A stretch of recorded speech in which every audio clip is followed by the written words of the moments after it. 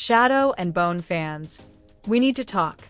If you've been waiting for that epic third season, holding out hope for the Six of Crows spinoff, or praying for more magic from the Grishaverse, brace yourselves, because Netflix permanently pulled the plug.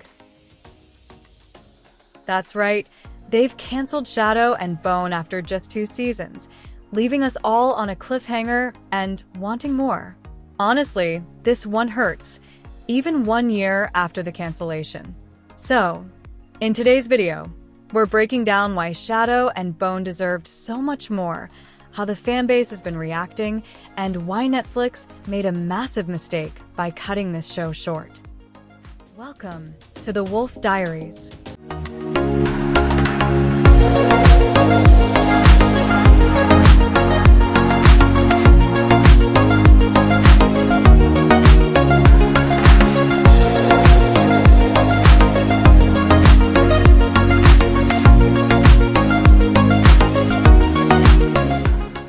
First of all, let's get one thing straight.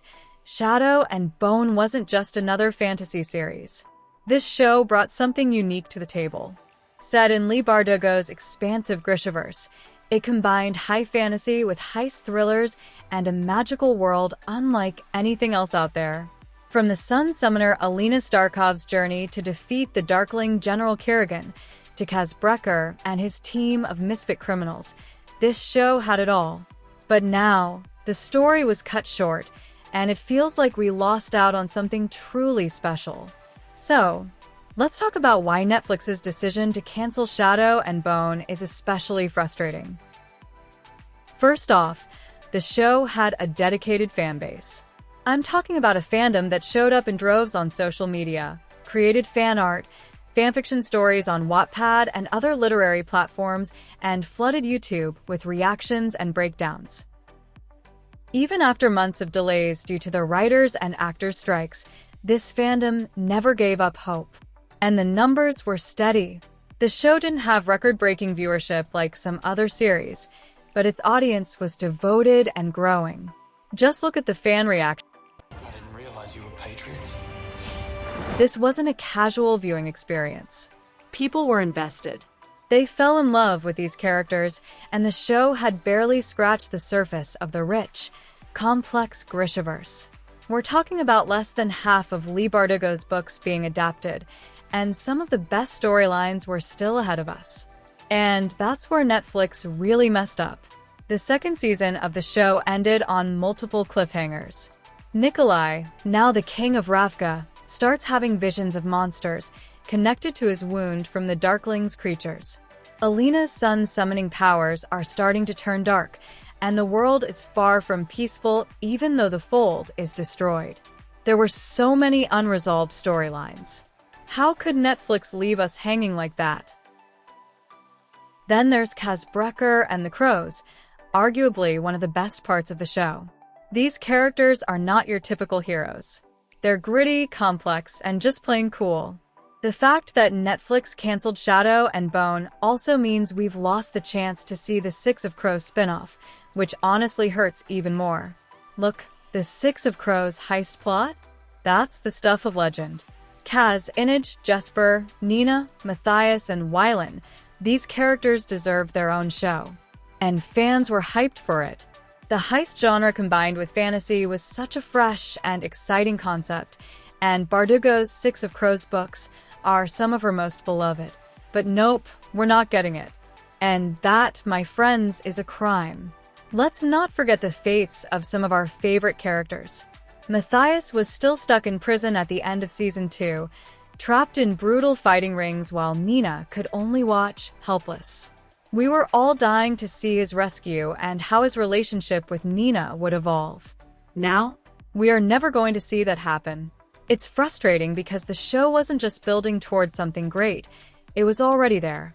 The cast was phenomenal, the world building was top tier, and it wasn't just another cookie-cutter fantasy show. It blended genres, from heists to politics, to complex personal relationships, and it stood out in a crowded fantasy lineup. Plus, it didn't lean on the typical grimdark fantasy tropes like graphic violence or nudity. It had its own lighter, fresher tone with characters like Jesper adding in humor that felt natural, not forced. Jesper, by the way, was a fan favorite for a reason. His lighthearted humor and sharpshooting skills made him one of the most enjoyable characters to watch. The show blended this humor with emotional depth and adventure in a way that was really unique to the fantasy genre. And the idea that we won't see more of him and the crows? It stings. And it's not just the fans who are upset, the cast is feeling this too. At San Diego Comic-Con, Louis Tan, who played Tolia, addressed the cancellation, and he was just as heartbroken as the rest of us. He talked about how strong the Shadow and Bone fanbase is, and how much they appreciated the support. It's clear that the cast was fully behind this show and believed in its potential. So, why did Netflix pull the plug?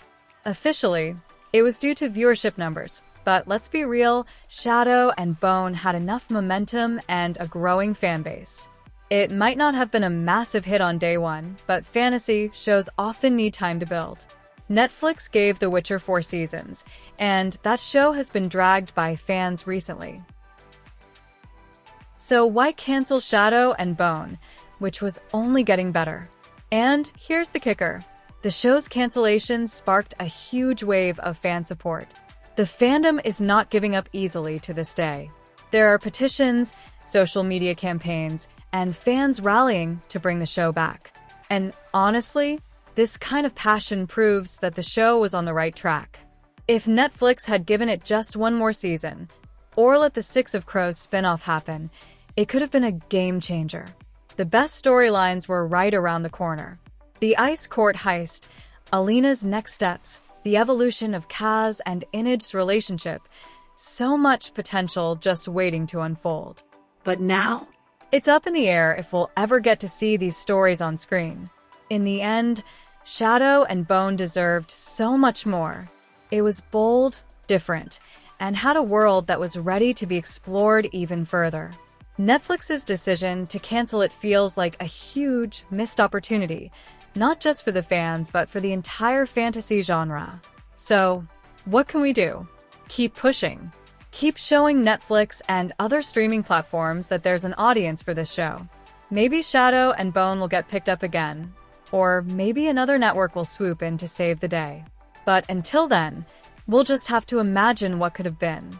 And believe me, the Six of Crows heist? That's a loss I'm still not over. What do you all think? Should Netflix have given Shadow and Bone more time? Were you excited for the Six of Crows spinoff? Let me know in the comments below. And don't forget to hit that like button and subscribe for more updates, because who knows? Maybe we can still turn this ship around. Fingers crossed. Thanks for watching, and until next time, my fellow Grishaverse compadres, stay strong. Thank you for joining us on this captivating journey. If you enjoyed this video, please like, comment, and/or subscribe for more delightful content, and I'll see you on the next one.